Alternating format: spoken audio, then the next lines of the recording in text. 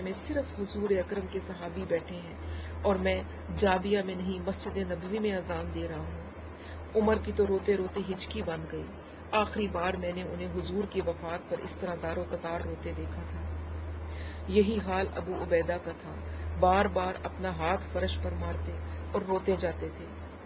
ایک طرف معاذ بن جبل، جن کا حسین اور جمیل چہرہ صرف ہنسنے کے لیے بنا تھا، اس شدت سے گریہ آزاری کر رہے تھے کہ بے حال ہوتے جا رہے تھے۔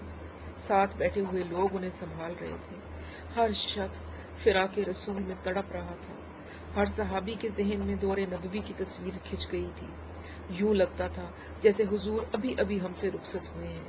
اذان ختم ہونے کے بعد لوگوں کو قرار آیا۔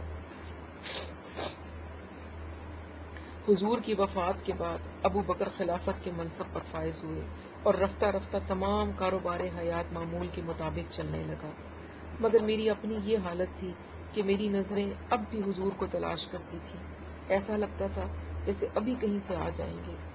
اسی طرح مسکراتے ہوئے انہیں سامنے نہ پا کر میں بھری دنیا میں تنہا ہو گیا تھا۔ میری زندگی میں ایسا خلا پیدا ہو گیا تھا کہ مجھے شب و روز کا ہوش ہی نہیں رہا تھا۔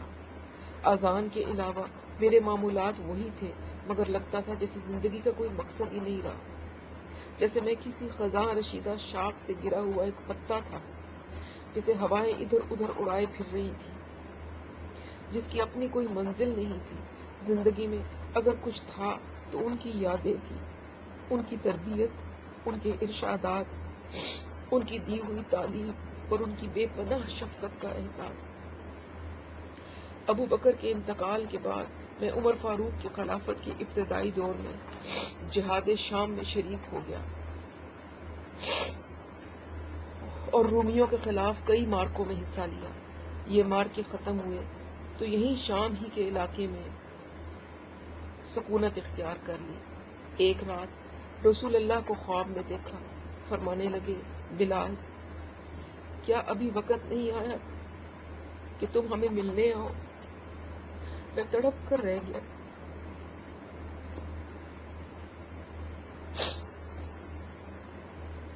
اور فوراً رخت سفر باندھ لیا، مدینہ میں داخل ہوا۔ بےتابی عروج پر تھی، سیدھا روضہ اقدس پر پہنچا اور اس قدر رویا کہ لگتا تھا اب یہاں سے اٹھنا نہیں ہوگا۔ حضور کے نواسے حسن اور حسین بھی میری خبر سن کر روضہ رسول پر پہنچ گئے۔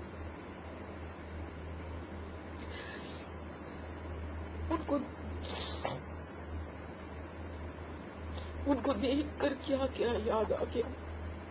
ان کا منہ، سر، ماتھا چوما اور بار بار انہیں سینے سے لگا کر پیار کیا۔ انہوں نے خواہش کی کہ کل صبح ہر نبی میں اذان دے۔ میں اپنے آقا کے جگر گوشوں کی خواہش کیسا ٹال سکتا تھا؟ سارے شہر کو خبر کر دی گئی کہ بلال کل فجر کی اذان دیں گے۔ صبح اذان دی تو سارا مدینہ اذان سننے کے لیے امڑ آیا۔ روتے روتے لوگوں کی ہچکی بن گئی، ان کی بھی جنہوں نے دور نبوی میں میری اذانیں سنی تھی، اور ان کی بھی جنہوں نے صرف میرا نام سن رکھا تھا۔ میں خود بھی زار و قطار رو رہا تھا اذان دیتے وقت، جب میں نے شہادت رسول کے کلمات کہتے ہوئے روضہ مبارک کی طرف انگلی سے اشارہ کیا تو گویا یہ اشارہ میری آواز میں شامل ہو گیا۔ گھروں میں بیٹھی ہوئی خواتین بھی جو میری اذان سن رہی تھی بےتاب ہو کر گھروں سے نکل آئی۔ لوگوں نے کہا کہ نبی کریم کے یوم وفات کے بعد مدینے میں ایسا منظر کبھی دیکھنے میں نہیں آیا۔ یہ میری آخری اذان تھی۔ میری اذان کی ابتدا بھی اسی مسجد سے ہوئی تھی اور انتہا بھی اسی مسجد میں ہوئی تھی۔